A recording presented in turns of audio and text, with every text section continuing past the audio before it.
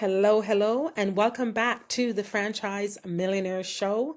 I'm your host, Andrea Bailey Brown, and I'm so excited to be back here with you for another episode. And I just want to thank you for all of those of you who have been listening in on our podcast. I want to ask you to share the podcast and also leave us a 5-star review, would be really appreciated. If you're enjoying these episodes and learning more about investing in franchises, running business, becoming an entrepreneur, I am so grateful for you, and will continue to give you the best knowledge to prepare you so that you too can become a franchise millionaire. So let's get this episode started.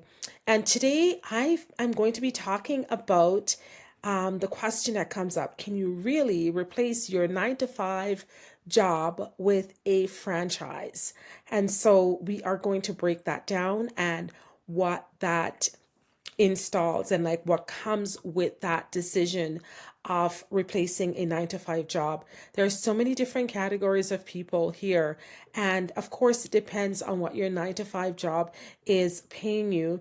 And if you are making over 6 figures, multiple 6 figures, I have to say it may be more difficult for you because you have become so attached to making money that way and your identity and being proud of making 6 figures that entrepreneurship may be a little bit harder for you, because from day one you are going to want to see the exact same income that you are making.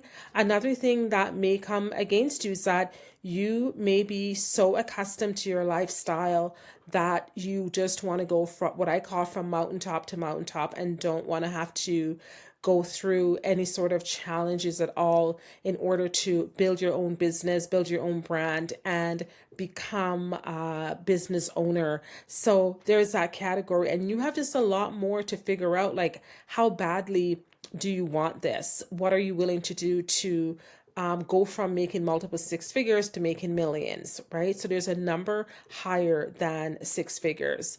Now, there's another group of you listening. Maybe you're not at 6 figures yet, and you one day want to get there, and you want that to be through owning your own business, not necessarily getting another job. And some people go from job to job to job to get what they want, and other people go from job to entrepreneurship. So I'm speaking to you if you want to make multiple 6 figures, but your path is not through 4 other jobs. It's basically through building your own business. So I want you to listen up, take notes for this episode, because you are going to find that it will come in very handy for you.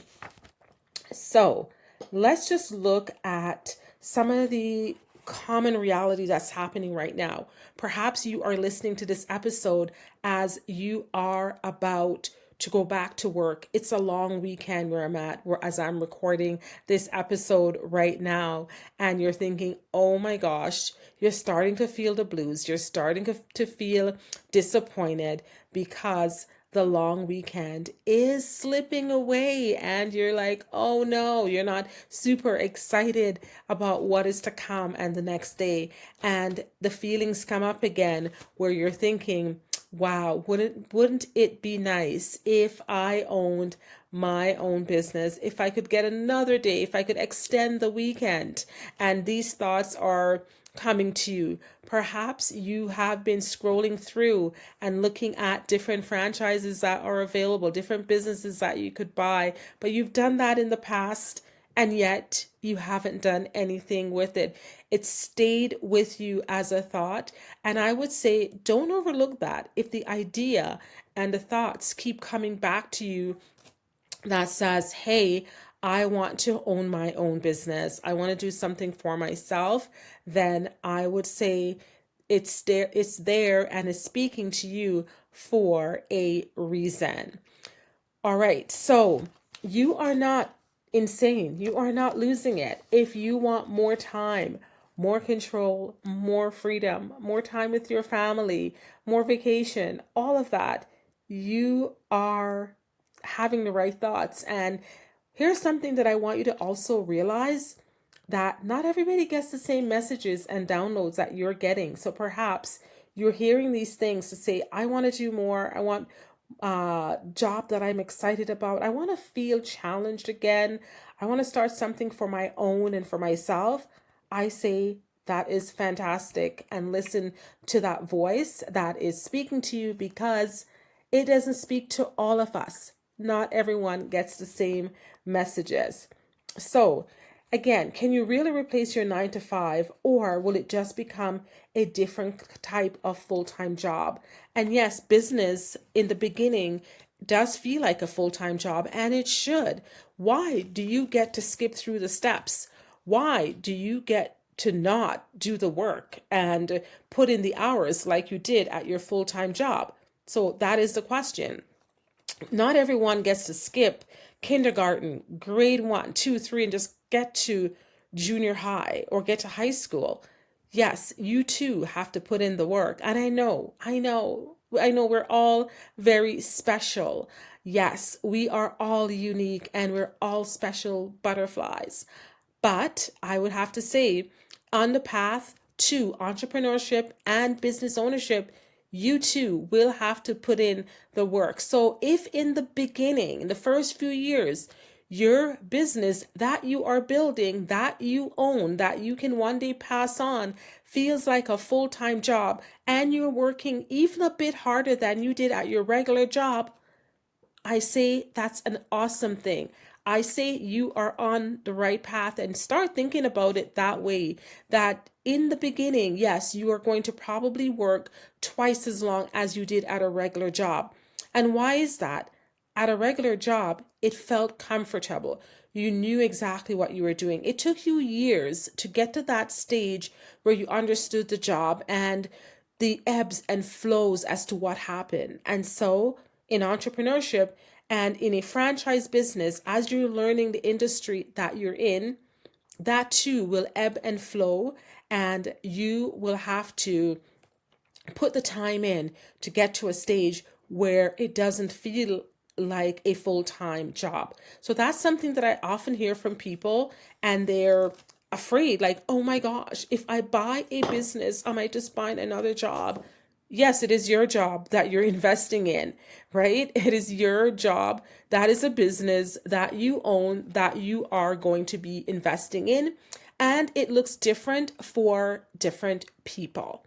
So I know I went off a little bit, but I feel that the negative that sometimes we try to put on business ownership, but we don't put it when we have a job and we are working extra full time at it and doing more than we are supposed to do. But now with a business, we are acting sort of bougie, like, oh my God, what if I have to work or putting extra time? I can't. Then that is a way we can also self eliminate and perhaps realize the path to entrepreneurship may not necessarily be for you if you are having if you're having a hard time with the concept that entrepreneurship means work, right? You are building a business for yourself, but you are working for yourself, and then you're hiring other people who will also depend on you to make a living, and you're growing a product and a team and all of the things that you are doing. It is entrepreneurship and it is work. So, if someone told you along the way that business ownership means you just jump right into freedom, flexibility, and money and profits, then I don't know who you're talking to, but you need to find someone who knows the real deal about what it really takes to build a business. All right. So that was really important. I really hope you get that, because we have to work on the mindset, the psychology of what it really truly means to own a business versus maybe what you have been told and what you see on the internet. Now, let's debunk some of the ideas that you will just quit your job and buy a franchise and be profitable by the next month.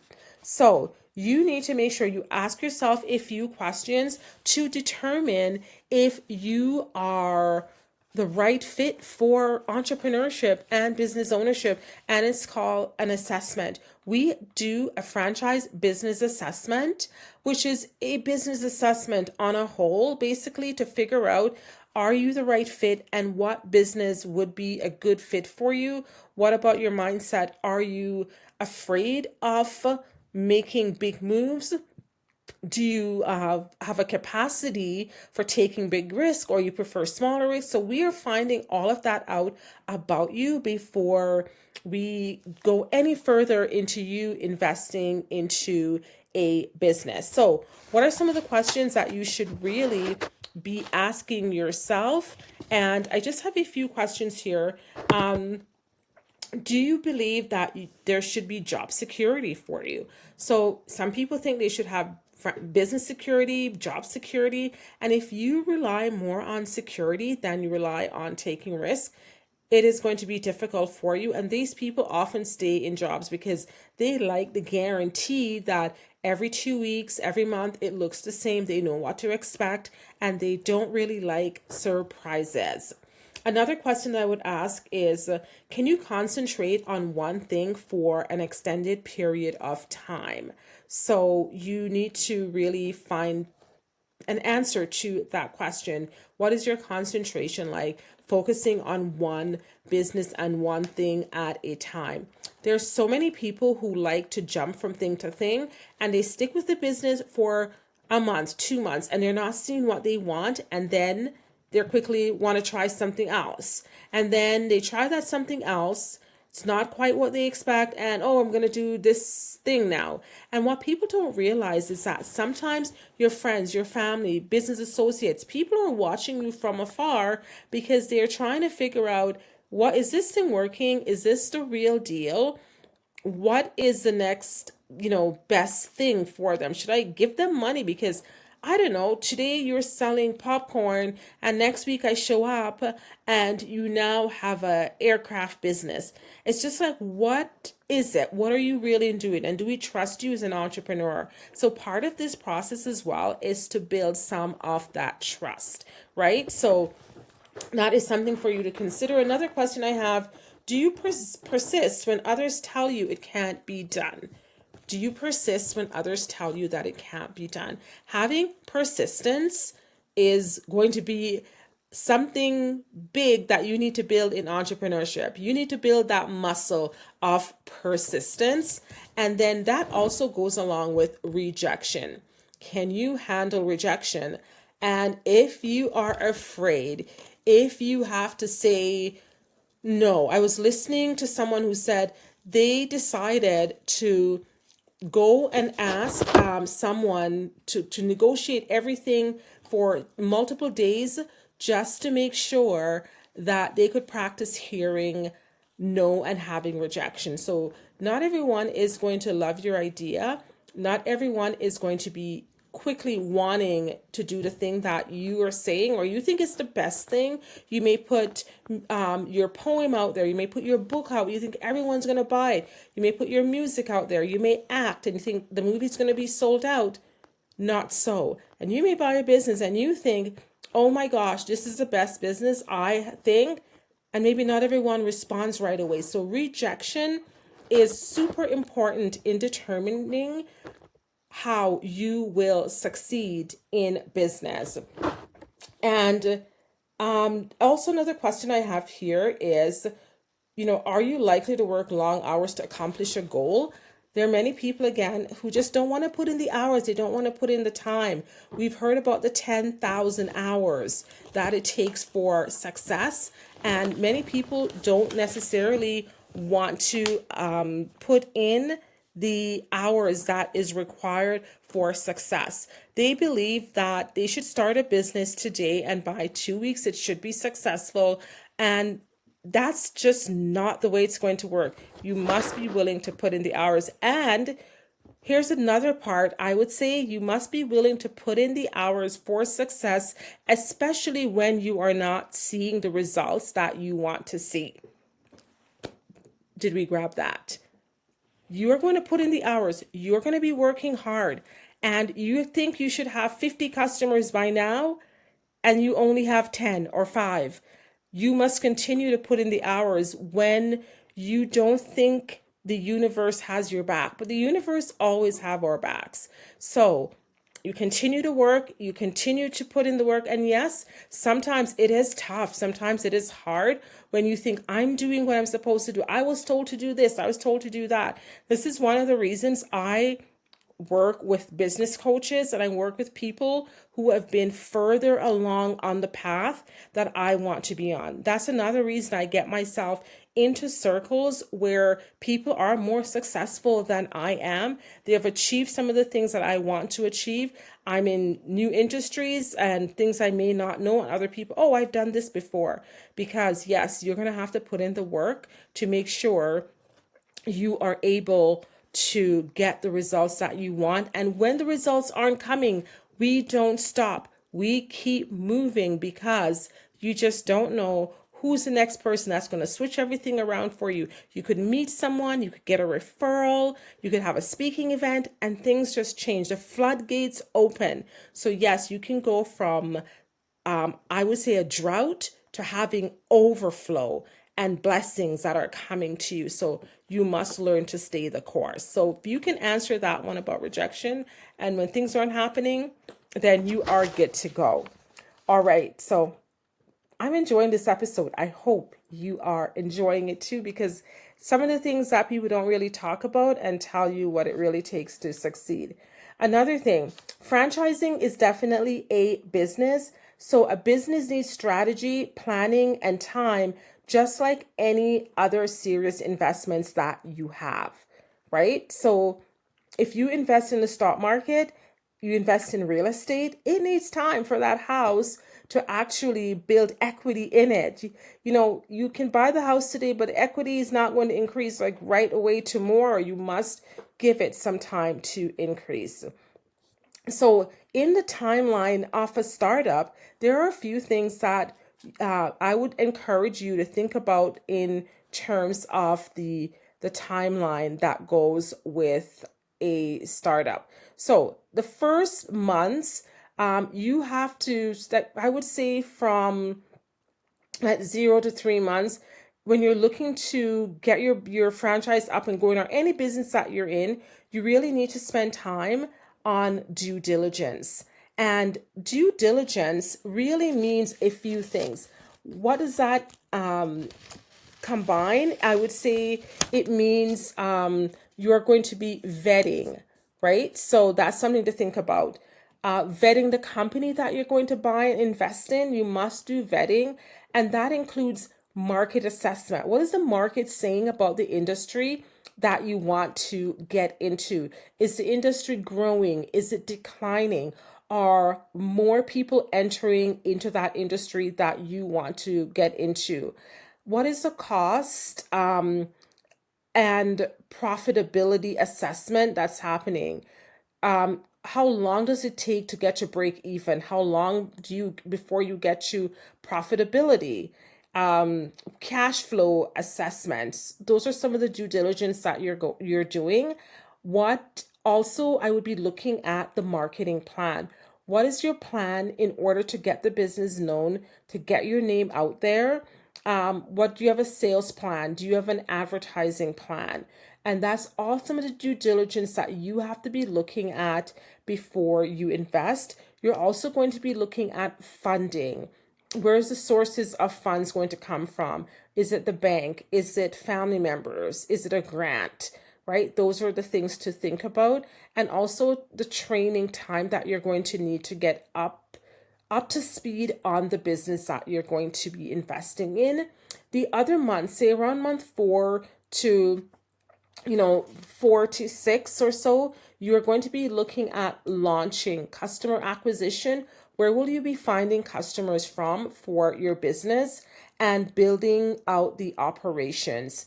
And then once you're in the second year of the first full year of your business, etc., you can now be, thinking about scaling. And I would say not before a few years of running the company, maybe 2, 3 years in, you may now want to be stepping back if it's a newer business that you are starting and that you are going to be running. So those are some of the things that I would be really thinking about in the business side. Now, we're going to be now looking at what time freedom actually looks like in the early years of running your business. So, you're in the beginning, yes, you are going to be working a lot. You're learning the systems, especially in a new franchise system. You are managing staff. You are dealing with some of the hiccups. You are not at the phase where your laptop on the beach. Wow, yes, you are not there. That's the reality of the early years. You are more talking about in the pajamas with laptop on your lap, and you are working late. You're trying to figure it out. You may be up early with the glasses on, the slippers, the house coat, and you're figuring it all out. So you're not on the beach and everything is running itself and you figured it out. Not so quick, not in year one, not in the first year, if you truly want a successful business. By your second year, things will begin to click. You know what you're doing, you're learning the system, you're starting to understand the business that you're in. You're really now starting to understand customer acquisition. Who are really your customers? Where are they coming from? When you start your business, you may think it is one thing, then it's another thing. We've invested and started an automotive sales and repair business. And over the years, we thought our customers were those young guys who loved those cars and we sell the mini trucks and that was it. We're finding out farmers have become our key demographic that are investing in those vehicles. We would have never known that at the beginning. So you also have to run your business over a few years to start figuring out what are the trends and where are my customers actually coming from. And then I would say you're building a bit of a rhythm into the business. By the third year, you would have chosen and followed a model, and you may finally have some flexibility because you know what your clients and your customers expect. You know how often they're coming in, you know what your peak times are, and what the non peak times are in the business. When I first invested in our Jiffy Lube franchise in the early days, I thought for sure the winter was going to be our busiest season. So, originally, of course, yes, we thought winter have to be busy. You know, it's cold, everyone's worried about their vehicles. Well, to find out that the busiest time in our Jiffy Lube stores were actually in the summertime. Who would have figured that out? More people are on the road. The weather is nicer. People are traveling across the country. They're going to see families. And the nicer the weather, the more people want to be on the road because they don't have to worry about snowstorms and all of those things. So go figure. Those are the things that you just don't know when you get into a company. You make assumptions by what you think based from the I would say the buyer side, not the owner operator side. So two different things there. So you may also have to reframe some of your goals. You're not just buying freedom on day one, you are building towards it. So the fact that you will one day have freedom, it is true, but when do you have it? When does that happen? So really, really make sure that you are thinking about that. So let's talk a little bit about the financial reality of, replacing your 9 to 5 with a franchise and, looking at the financial side as well. So, the typical investment of franchises, we've talked about this a bit, but I'll still stick with it because we have new people listening. So, you can get franchises for from 50 to 60,000 all the way up to millions. On average, we find a lot of our clients will invest into something between 150 to 500,000, and the total investment depending on the company, we usually give our clients the full breakdown as to what that includes. So break even times are very important. And your break even can happen in 12 months, it can happen in 6 months. And this is why we do going back to due diligence to find out from the franchisor in advance typically what they have seen.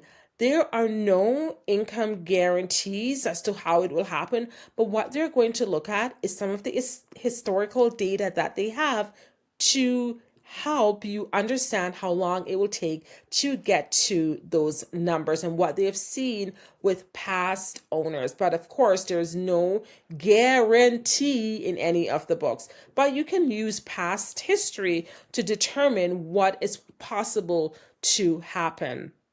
So, when we talk about the owner's pay, many owners in the beginning don't pay themselves, and that's why you need working capital, you need cash flow on hand. So, in case the business is not producing in the beginning, which it won't in the first month or two because you're just building it up, then you have some cash on hand to be able to pay yourself. And that's very normal. In the early days of our business, we bought an existing location that was already operating. So we found that we could pay ourselves faster than had we bought something and built it from the ground zero. Another of our location, we built that from ground zero, and that took time for people to even know we existed and was there before we could start seeing a solid cash flow. So you will be able to pay yourself when you decide that you're ready to pay yourself. But you have to make sure that it's not at the risk of the business. And I see so many people make this mistake, the mistake of trying to replace their income exactly what they were making at their full-time job, that they will actually hurt the business by overpaying themselves and giving themselves a really cushy income and salary so that they feel really good about themselves too soon will hurt the overall structure of the business. It will also hurt you in the sense of a rainy day if any problems come up. And it will also hurt you when you want to be able to put more money back into the business because you see different opportunities that are coming up and you're like, oh, our business needs this to help it, and you won't be able to do that. So make sure you have some realistic income milestones and within a first year, 6 months to a year, yes, I want to be able to pay myself how much, and making sure that you're not overcompensating and you're watching your numbers, understanding business, understanding profitability, understanding what it really takes to run a company will really help you in making some of those decisions as to how much you should really be paying yourself. Okay, next, some of the things that I see, some of the mistakes that people make when they try to quit and leave their jobs too soon. And number one is some people will try to quit before the franchise is cash flowing, and I don't think it's a necessary mistake. I think you just have to understand, what do you need for you to survive, to maintain your family and your home. And if you know what that number is and your business is producing that consistently over multiple months, then you will know when the time is right for you to be able to exit your job. Okay, the next thing here, I would be looking at, if you do not have any sort of financial runway or a partner's income to lean on, then your time to leave your job, you'll have to look at that. When there's someone else that is making money in the family, they can pay the bills, they can keep things going as you're building the company, then it makes it a lot easier for one person to leave their job. And having one person in the family fully focused on your business, on your franchise to run it, I believe you will see success faster. If both people are trying to keep their job, and then if your business that you've invested in becomes a side hustle, it is not going to go well in the long run. I've seen when we go all in, at least one person that's looking at the numbers, looking to acquire customers, looking to about the marketing and all of that, then the speed to success is even better. And another mistake people make is underestimating the learning curve. Learning how to run a business and manage people is different. It's different when you are, you have a supervisor's role and you are using other people's money to do things. There's no risk for you. If Sally doesn't want to perform, that's on them. The company's going to be okay. You may have to do a performance review and that's it. But you have to understand the learning curve as to what it takes to become an entrepreneur. So you're also not factoring lifestyle and the family obligations along with running the business. You may have to tell your family for now, it is going to take a little while for me to get up and running. I may not have as much time as before. The balance that we're all looking for may not be there for you either, right? So also don't expect instant replacement income until you have figured out what the business needs and how to get it up and running.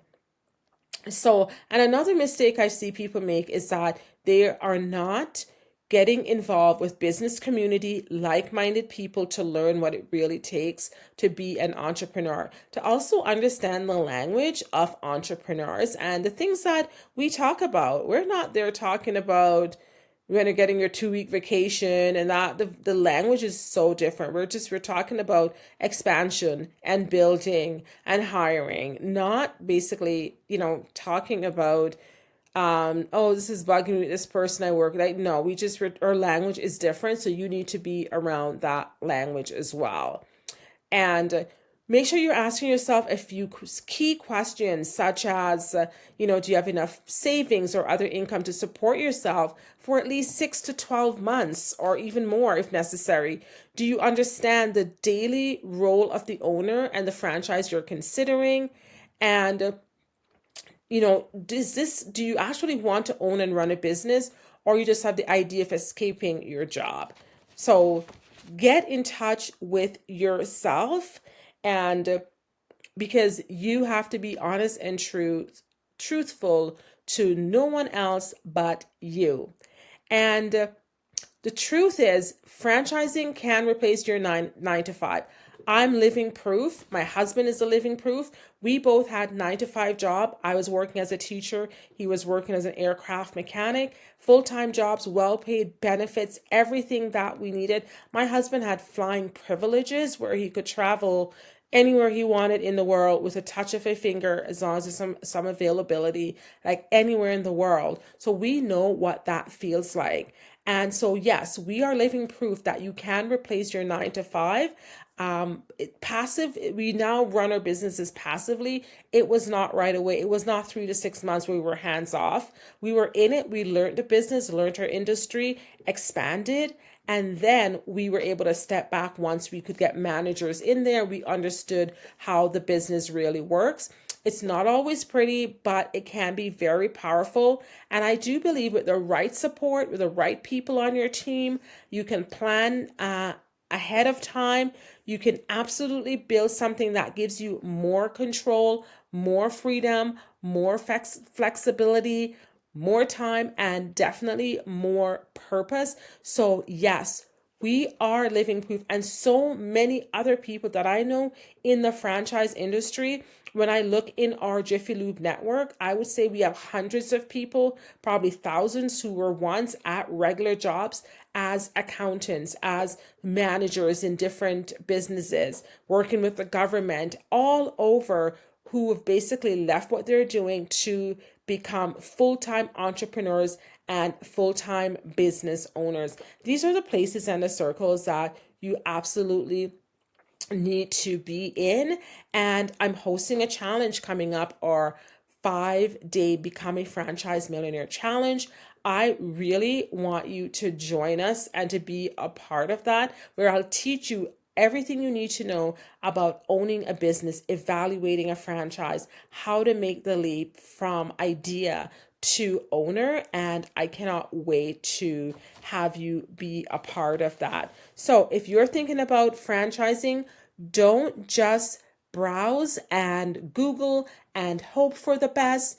Talk to someone who can help you to find the right fit and to build a real exit strategy. If you'd like to book a call with us to learn more, please do so. Email us at bbfranchiseagency@gmail.com, and I would be more than happy to help you become the next franchise millionaire by leaving your 9 to 5 job and embracing the world of entrepreneurship. This has been a fantastic episode for me in helping you see what is possible, what can be done. And yes, there are hundreds, thousands of proof of people who have done this. So I cannot wait to see you on the other side. Take care. Bye bye.